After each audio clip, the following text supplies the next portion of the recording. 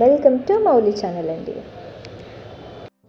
అందరికీ నమస్కారం. ఈరోజు మనం కుక్కర్ లేకుండా మటన్ కర్రీ ఎలా తయారు చేయాలో చూద్దాం. మటన్ కుక్కర్లో అయితే చాలా త్వరగా అవుతుంది, కానీ అది లేకపోతే ఒక పడుతుంది. టేస్ట్ మాత్రం చాలా బాగుంటుంది.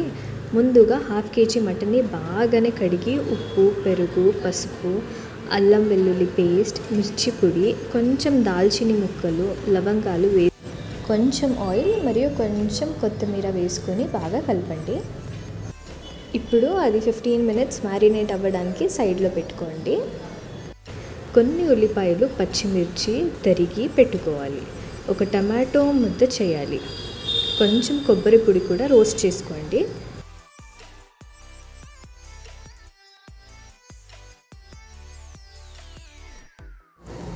ఇప్పుడు ఒక వెసిల్ తీసుకోండి. వెసిల్లో నూనె వేసుకోండి.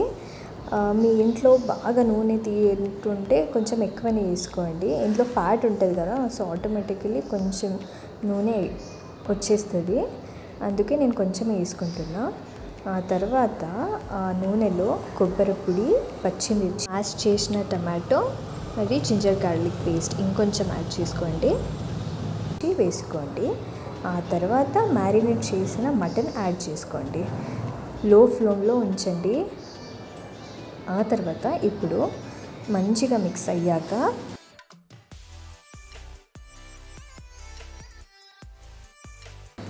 ఇప్పుడు మిర్చి పొడి, పసుపు, ధనియా పొడి, గరం మసాలా వేసుకొని బాగా కలపండి.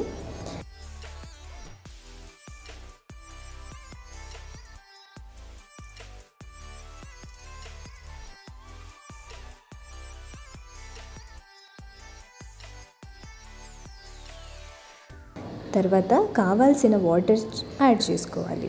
కుక్కర్లో ఉంటే 4 విజిల్స్ సరిపోతాయి, కానీ వెసిల్లో 1 గంట పట్టిందండి నాకు.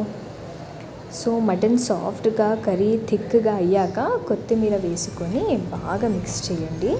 ఇలా తయారు చేసిన మటన్ కర్రీ చాలా టేస్టీగా ఉంటుంది. మీరు కూడా ట్రై చేయండి. ఎలా వచ్చిందో చెప్పండి.